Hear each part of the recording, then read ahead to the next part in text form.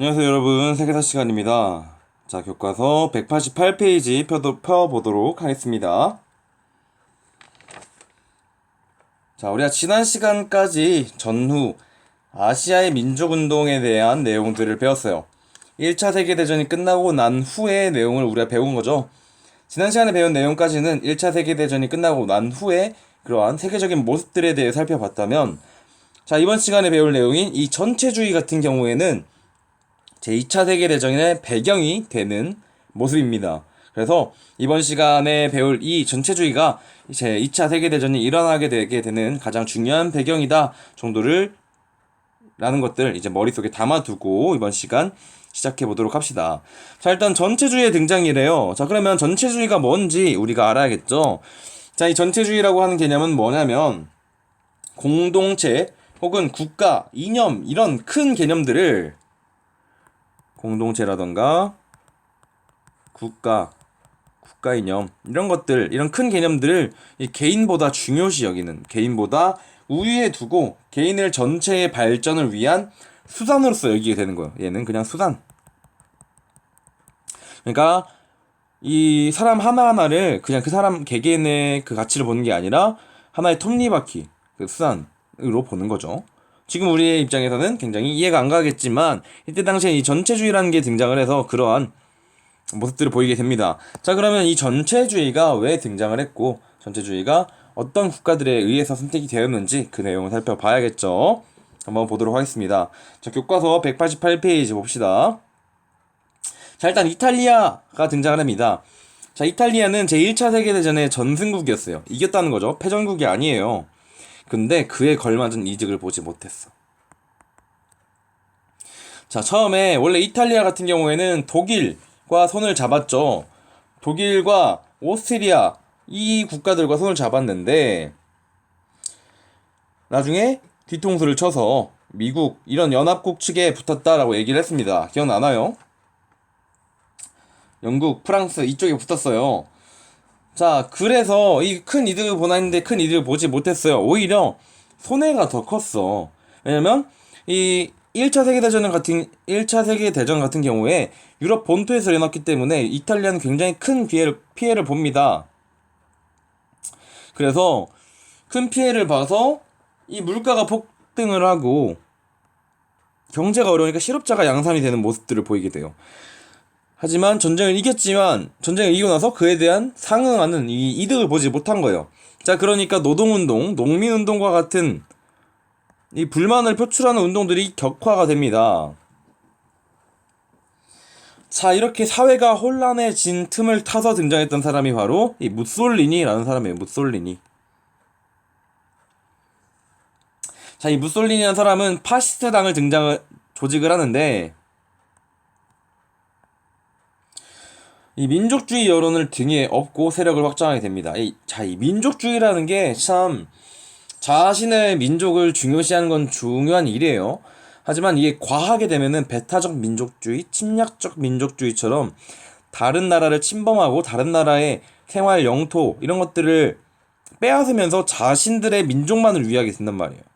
그래서 당시 이탈리아가 살기 힘들어지니까 이 무솔리니가 이 새치혀로 이 민족주의 여론을 등에 업고 세력을 확장하기 시작합니다. 그래서 이 무혈 쿠데타라고 불리는 로마 진군을 통해서 정권을 아예 장악을 하게 돼요. 로마 진군. 자, 이렇게 파시스트 당이 정부를 아예 장악을 해버려요. 그래서 이 파시스트 정부가 각종 시민적 자유를 제한하고 일당 독재를 강화를 하면서 전체주의 체제를 추구합니다. 그래서 이때 당시에 뭐 파시스트 입법이라고 불리는 입법을 하게 되는데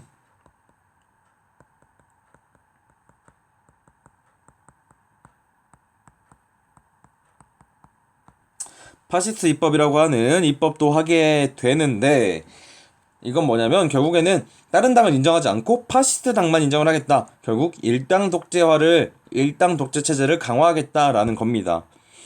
그래서 이 이탈리아 같은 경우에는 1920년대부터 이러한 전체주의가 등장을 하는 모습을 보이게 돼요. 자, 이렇게 이탈리아에서는 1920년대부터 파시즘이 등장을 했어요. 자, 그런데 정말 중요한 사건이 1929년에 터지게 됩니다. 그게 바로 대공황이라는 사건이에요. 대공황. 자, 이 대공황이 뭐냐면 정말로 이 공황 온다 그러죠. 막 공황장 이런 얘기 하잖아. 그 정도로 전 세계적인 경제적 공황이 찾아오게 됩니다. 1929년에 미국 뉴욕의 증권거래소에서 주가가 폭락을 하게 되면서 수많은 은행과 기업이 도산하고 실업자가 속출하게 돼요. 자, 근데 이러한 미국의 경기 침체가 유럽을 비롯해서 전 세계 경제로 확산이 되게 됩니다. 자, 물론 지금만큼은 아니겠지만 이때도 이미 전 세계가 하나로 같이 굴러가고 있었어요. 그래서 1차 세계대전 이후에 가장 강대국으로 성장하게 된 미국이 경제 침체를 겪게 되니까 여러 산업이 얽혀있던 세계가 같이 어려워지게 된 거야. 그래서 이러한 대공황, 이거를 대공황이라 그래요. 이 대공황은 국제무역이 급감을 하고 전 세계적으로 실업률이 치솟는 이러한 대공황의 모습을 갖추게 됩니다. 이러한 대공황이 일어나게 된 이유는 간단하게 이 소비가 생산을 따라가지 못했다라고 하는 과잉 생산에서 비롯되었다. 이제 이게 대공황의 배경이 되겠죠.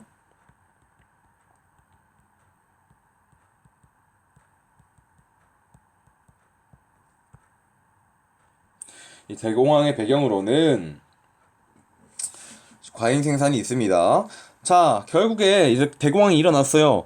전 세계가 힘들어. 그래서 이 경제적 위기를 어떻게 극복할 것인가 각국이 고민을 하게 됩니다. 그래서 미국과 영국과 프랑스는 어떠한 방법을 선택했느냐. 자, 미국 같은 경우에는 아까도 얘기했지만 제1차 세계대전이 끝나고 난 후에 이 전 세계적으로 초강대국으로 성장을 하게 됐어요. 1차 세계대전은 유럽 본토에서 일어났는데 미국은 저 멀리 바다 건너에서 군수 물품만 생산하고 이러한 물자적인 지원만 해줬단 말이야. 그런 군수 물품을 팔아 넘기면서 돈을 굉장히 많이 벌어요. 자, 그러니까 미국 안에 이러한 대공황을 이겨낼 수 있는 자본력이 있어요. 그래서 당시에 미국 대통령이었던 루즈벨트가 뉴딜 정책이라고 하는 정책을 추진합니다. 이 뉴딜 정책이란 건 뭐냐면 나라가 나서서 국가 경제에 간섭을 하고 경제적인 사업을 추진을 하는 거예요. 그래서 이거는 전통적인 자유방임의 원칙을 포기했다라는 특징을 가지게 됩니다. 그리고 그 옆에 보면은 국가가 경제 적극적으로 개입해서 정부의 지출을 늘리고 대규모 공공사업을 일으켜서 구매력을 높이는 방식으로 경기를 회복하고자 했다라고 나와 있어요. 그 자세한 내용이 우리 자료 1번에 뉴딜의 주요 정책에서 나와 있습니다. 그래서 어떤 정책을 했느냐 보면은 자, 농업보조금 정책. 이거는 농산물의 과잉 생산을 제한하고 농민에게 보조금을 지급한대요. 자, 자유방임주의는 뭐냐? 가만히 놔둬도 이 자본주의 원리에 의해서 자동으로 경제가 굴러간다라는 게 이 원래 전통적인 자유방임의 원칙이었단 말이에요. 근데 그걸 포기하고 과잉 생산을 제한하게 되는 거예요. 왜? 이 대공황이 과잉 생산에서 비롯됐다니까? 자, 그러니까 이 농업적인 생산물에서도 과잉 생산을 제한하기 시작한 거예요. 자, 거기 더 나아가서 이 테네시강 유역 개발과 같은 초대형 댐을 건설을 해. 자, 이래서 나라에서 돈을 가지고 실업자들을 고용을 해주는 겁니다. 자, 거기다 더해서 와그너법, 사회보장법, 공공사업진흥정책처럼 다양한 이 과잉 생산을 제한하고 보조금을 지급하고 이 사업을 주도하는 이런 모습들을 보이게 된 거예요. 그래서 이 미국 같은 경우에는 국가 내에 있는 자본을 바탕으로 뉴딜 정책을 추진했다. 이런 식으로 대공황을 이겨내려고 시도를 하게 됩니다. 자, 그러면 영국과 프랑스는 어떻게 이겨내느냐? 자, 영국과 프랑스는 어땠냐? 이 둘은 비슷하게 굴러갑니다. 이 두 나라는 1차 세계대전에서 승리한 나라예요. 그리고 그 이전에도 이미 식민지가 굉장히 많이 있었어요. 그러니까 이 두 나라는 어떻게 하냐면 이 블록 경제를 하게 됩니다. 블록 경제.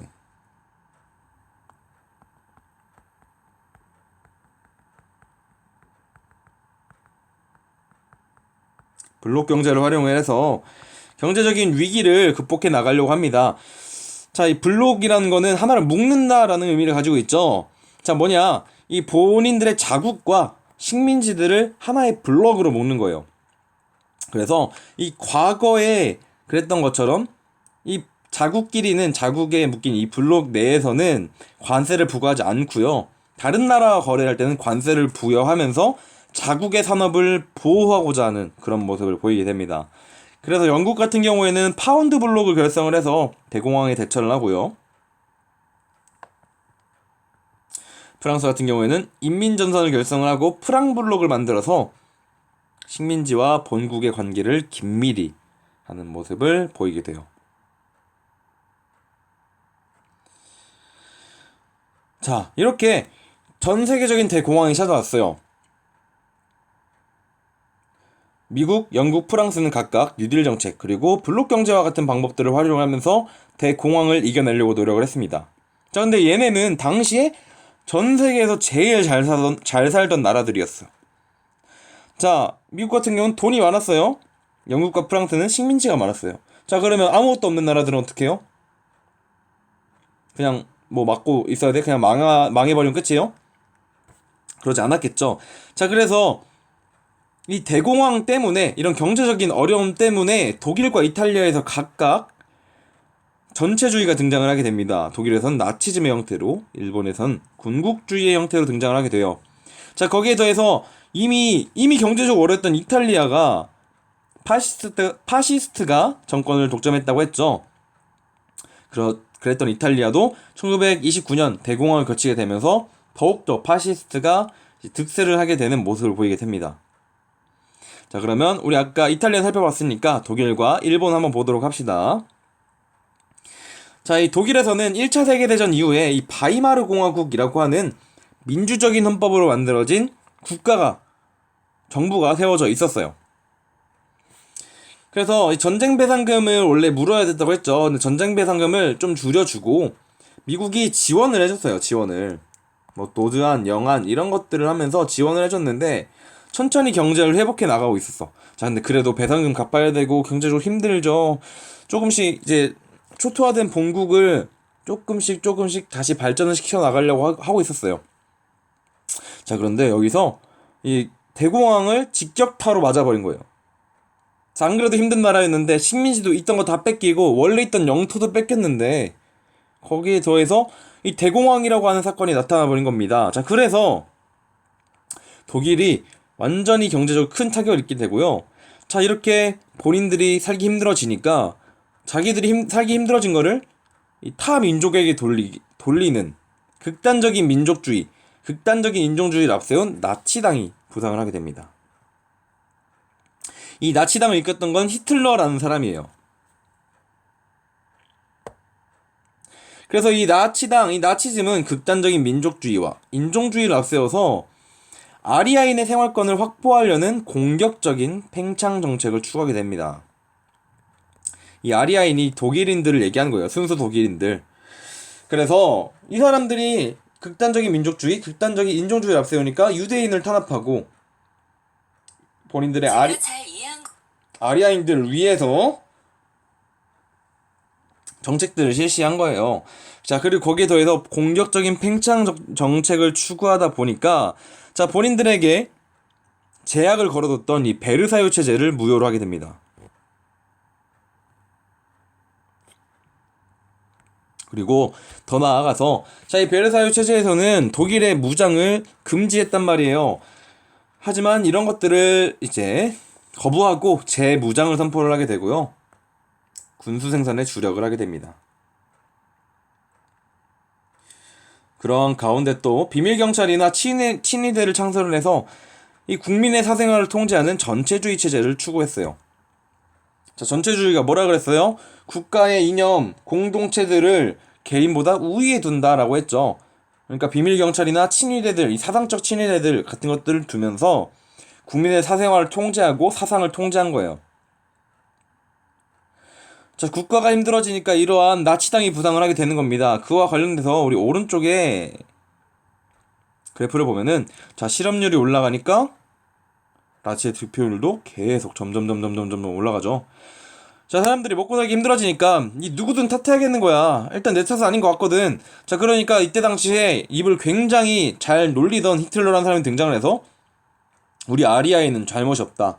이거 다 저 유태인들의 계략이고 이 우리는 잘못이 없는데 이 주변 국가들의 농락이다 라고 얘기를 하게 되는 거예요. 자, 그런 식으로 극단적인 민족주의, 극단적인 인종주의를 앞세워서 이 독일에서는 나치즘이 부상을 하게 됩니다.